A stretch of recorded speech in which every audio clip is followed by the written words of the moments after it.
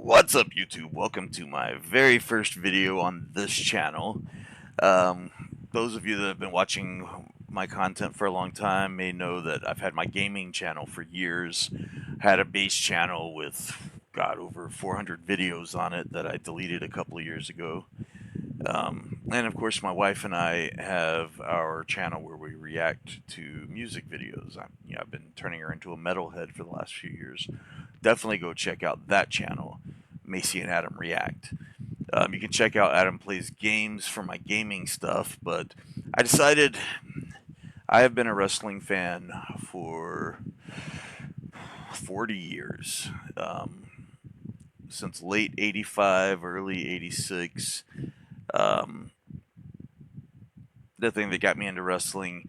I'd seen wrestling before that when I was a kid, um, just watching with a friend of my grandpa's. My grandfather died when I was very young, but I had like a surrogate grandfather that had been a friend of his, and I would watch old Mid South wrestling, at his place. But I didn't really become a fan until the build up to Savage Steamboat at WrestleMania 3. So I thought for a while about doing a wrestling review channel. I just didn't know if I had a unique take to bring to things.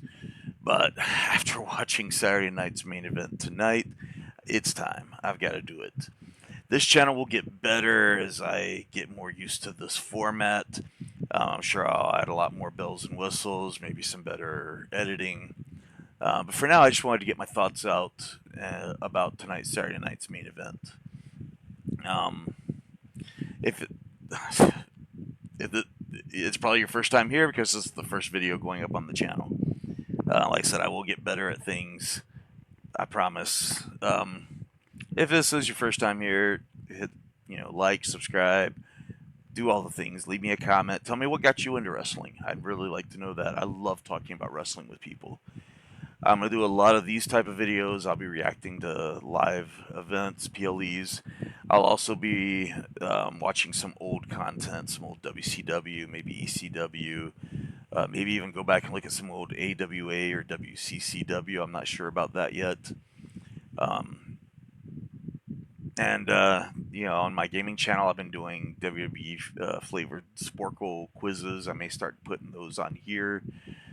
See if I can get my wife involved with doing like quizzes. And we have a game that we play in the car where I have playlists on my Spotify of WWE theme songs, and she'll play them while I'm driving, and then I'll just rattle them off. But I want to see how good she has gotten at it. That's not what you're all here for. You want to know about Saturday night's main event. Came to you from Tampa, Florida. I don't know what the attendance was. I didn't pay attention. I don't care about that.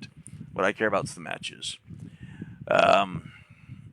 Which most of these matches were really more angles than matches.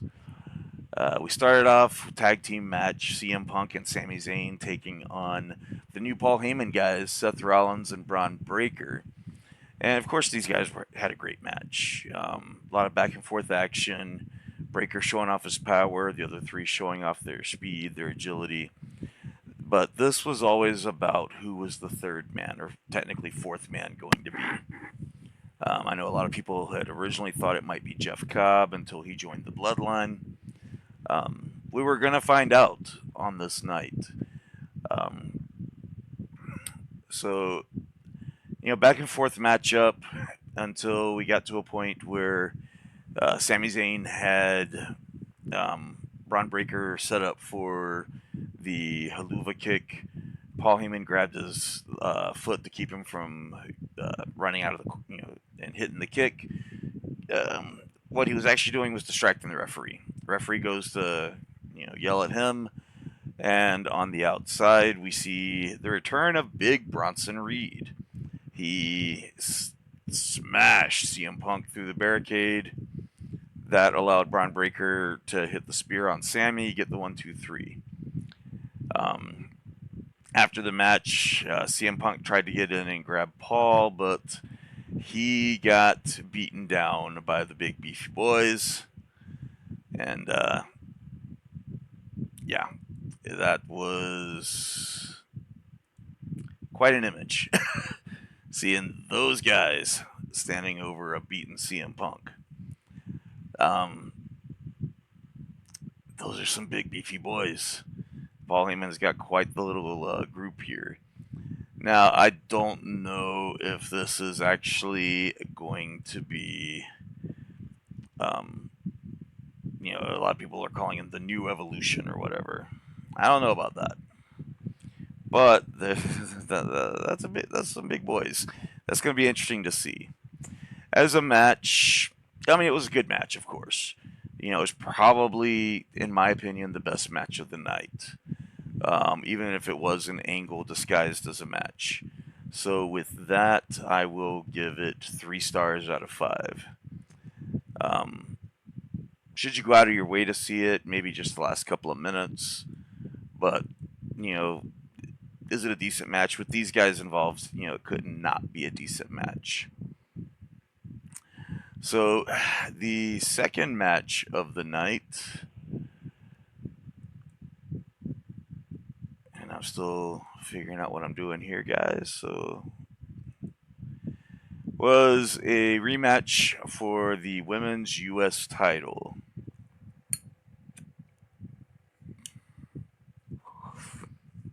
Between Zelina Vega and Chelsea Green. And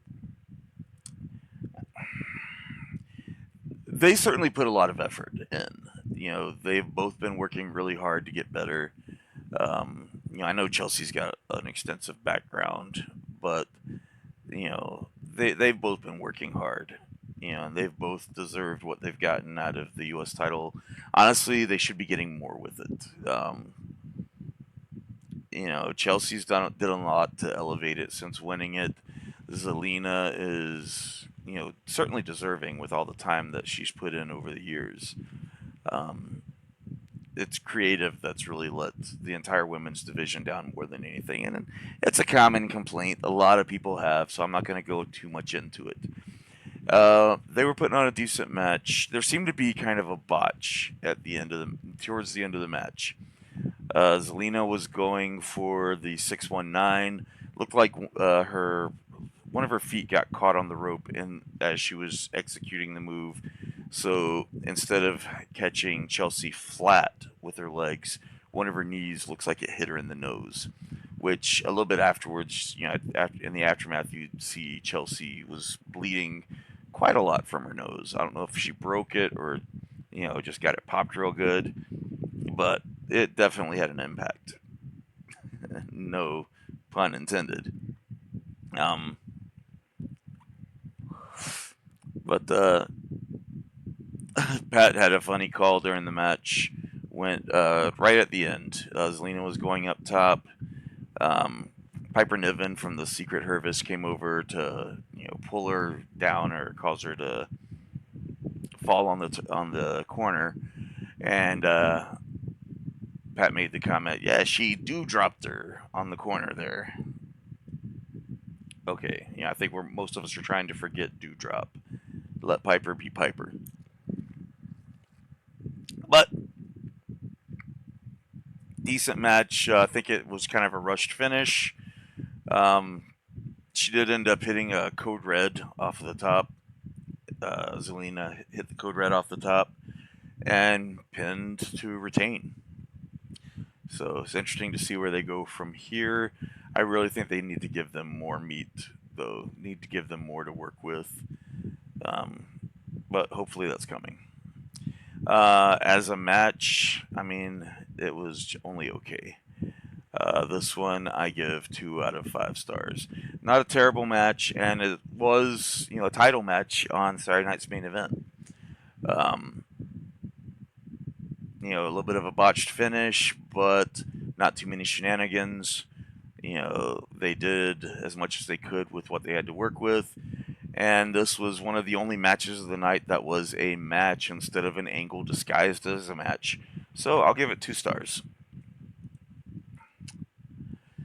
So next up, we had what was for some one of the most anticipated matches of the night. Except it's not that one. I think I did this backwards.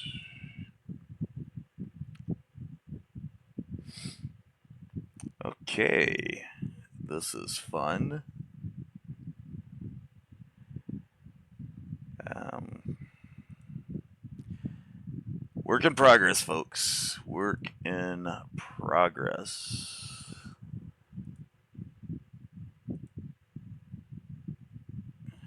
There we go. That's who we were looking for. Cena and R-Truth. I cracked up at the beginning of this. Because R-Truth was being R-Truth. He came out with Cena's entrance. I don't just mean the Ron Cena T-shirt that he showed off on social media earlier in the day, which you can now buy on Shop Zone. By the way, found that out just a little while ago. He came out to Cena's music, did all of his entrance, stuff, holding up the towel, saluting, ran down, gets in the ring, starts doing his old word life stuff, or thug life, no, word life, and turns around into a clothesline from Cena. Um, Cena takes him down a couple more times, goes straight into the 5 moves of doom. Like, I was sitting there thinking, this is the shortest match. I didn't expect this to be a long competitive match, but I didn't expect quite as much of a squash as it looked like it was going to be. But shoulder tackle, spine buster, 5 knuckle shuffle, and then when he went for the AA, R-Truth slid off his back and started the comeback sequence himself, his own 5 moves of doom. Shoulder block, spine buster, 5 knuckle shuffle, and actually hit the AA. 1, 2, ooh, John Cena kicks out. Truth puts him into an STF, which only looks slightly better than Cena's terrible STF, but no ring awareness. Cena was right by the ropes. He grabbed the rope. R-Truth had to let go, and when he did, Cena powdered to the outside, went to the desk, grabbed the title. Got back in the ring, squaring up like he was going to hit Truth with the title. And Truth had just the most pathetic, like, are you really going to do that, man? Look on his face. Just hurt. Cena seemed like he was having a change of heart. Gave in, handed the belt to the referee. As the referee's handing it back to the person outside, he goes to shake Truth's hand, and as he does, kicks him right in the balls. Referee turns around, Cena pins, wins. Over, just like that. Gets the belt and then hits Truth with it anyway. He basically, the whole thing of him seeming to reconsider was solely so that he could get the win by cheating without the ref seeing.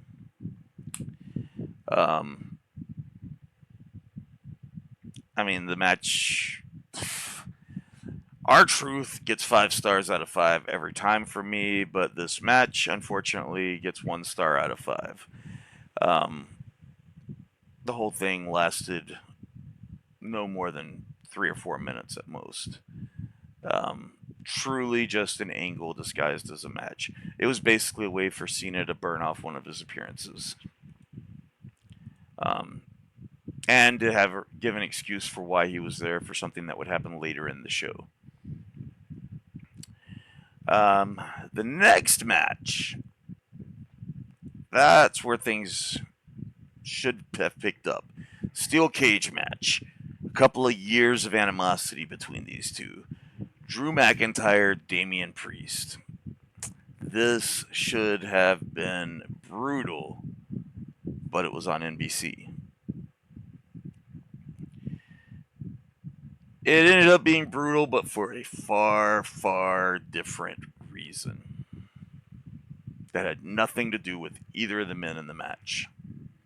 And that reason was guest commentator, Governor Jesse the Body Ventura, who, I'm calling it right now, I don't think we will ever see him commentate another match for WWE after tonight. It was hard to witness. right from the very beginning. You have the ring announcer who I don't remember her name. She's not Samantha, so I'll learn it. If I'm gonna do this, I'm gonna have to learn it. But she's explaining the rules of the steel cage match, and he's talking over her on commentary. That's something you don't do. And I felt like Michael was trying to get him to stop, but he was in the middle of telling a story and proving how little he's watched the product over the years, and he just was not going to stop because she was announcing. And it goes downhill from there. Um, he claimed that he was the only announcer to ever get in the ring, other than when Pat McAfee did it against Gunther. When Michael Cole mentioned that he was undefeated at WrestleMania, his response was, "Who did you fight? Who did you beat?" Dude, don't bury the product. What are you doing? Um,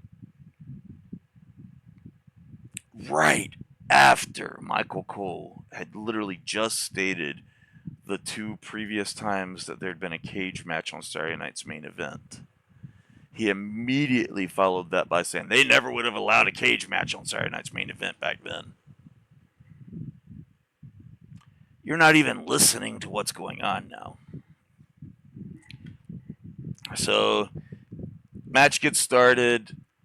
I mean, they're tearing into each other. They're beating each other up, beating the crap out of each other. I'm just so distracted by Jesse the whole time. Um, I really feel bad that I wasn't paying as much attention to the action as I wanted to because of Jesse Ventura. He's complaining about the referee's count, even though the count's just fine. There's nothing to complain about there. He's literally asked at one point after Damian Priest kicks out from a Claymore kick, what does Drew McIntyre need to win? Well, he needs to get some faster counts. Pat McAfee, I felt like, was kind of trolling him by the end, just for some of the things that he was saying and the way he was saying it. Whereas Michael was trying to limit the how much Jesse got to say. I felt like Pat kept throwing him questions to get him to keep doing it because he thought it was funny. He went into a whole, diatribe about how the referee shouldn't be getting full pay for the match, since all they had to do was count the pin or submission. They didn't have to do any other work. It was funny to watch, but it was funny because of how awkward and cringeworthy it was.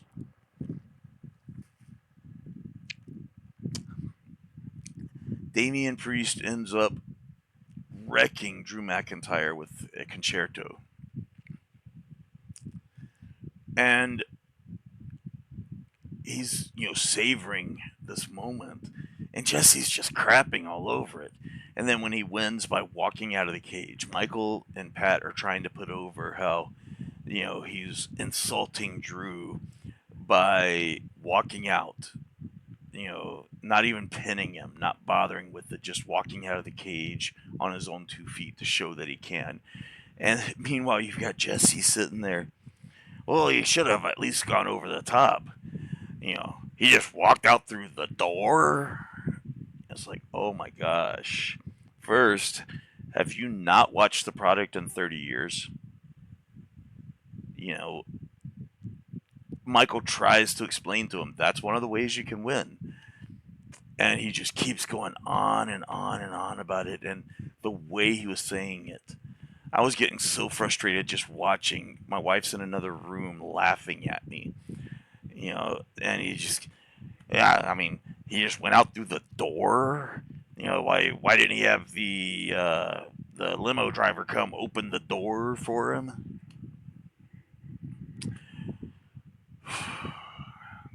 The match was good. From as much of it as I saw, the match was good. I'm giving the match 3 stars. Jesse gets negative 3 stars. I never want to hear commentary from Jesse Ventura again. I'm sorry. He's a legend of the business. He was, a big part of what made some of the original Saturday Night Main events so successful. I never need to hear him call another match. That's just it. After the match, we have a spot with Jey Uso walking to the ring. Cena catches up with them. Jey points out that, hey, last time I saw you, I was throwing you out of the Royal Rumble so I could win. Um, Cena starts talking about how, his plan is to win wrestling, and at the end of the year, he's going to go home with the undisputed Universal title, and he thinks that if he does that, and the year ends with Logan Paul, a YouTuber, as the world champion, well, that would just ruin wrestling. He's not entirely wrong. He's like, but hey, no pressure. So this is part of why Cena needed to be there, so they had the nothing match with R-Truth. But that leads us into the match between main event Jey Uso and Logan Paul. And I mean, I don't like Logan Paul. Why would I? There's nothing really likable about him, but I have to give him his credit. He's good in the ring. He needs to add some more to his arsenal. It's getting to a point where we've seen what Logan Paul has to offer, but he's not terrible in the ring, and he can have a good match. He's very athletic, he's very confident, and that goes a long way. Um, that being said, he's trying everything he can to put Jey down, even hits him with the punches, knocked Jey out 4 different times leading up to the match. And this time, even though it came right after an exposed turnbuckle, 2 count. Jey makes the comeback, hits the super kick, goes up, hits the Uso splash. 1, 2, and the referee's pulled out of the ring by John Cena. That's what he was setting up for. He gets in, starts beating on Jey. Logan's just sitting here watching at this point. Cena hits a couple of moves on Jey, and then you hear Cody Rhodes' music hit. And Cody's back. I haven't seen him since WrestleMania, but he's back now, and comes in, to protect Jey. Hits a couple of moves. Hits his gold dust, dropping uppercut. Hits Cena with crossroads. Ducks a brass knuckle attempt from Logan Paul, who turns around into a spear from Jey. Jey goes back up, hits the Uso splash again. Referee's back in the ring. He makes the cover. 1, 2, 3. Your winner and still champion. Main event Jey Uso. After the match, Cody gets on the mic and challenges Cena and Logan Paul to a tag team match against him and Jey at Money in the Bank. So that's our closing shot of the night.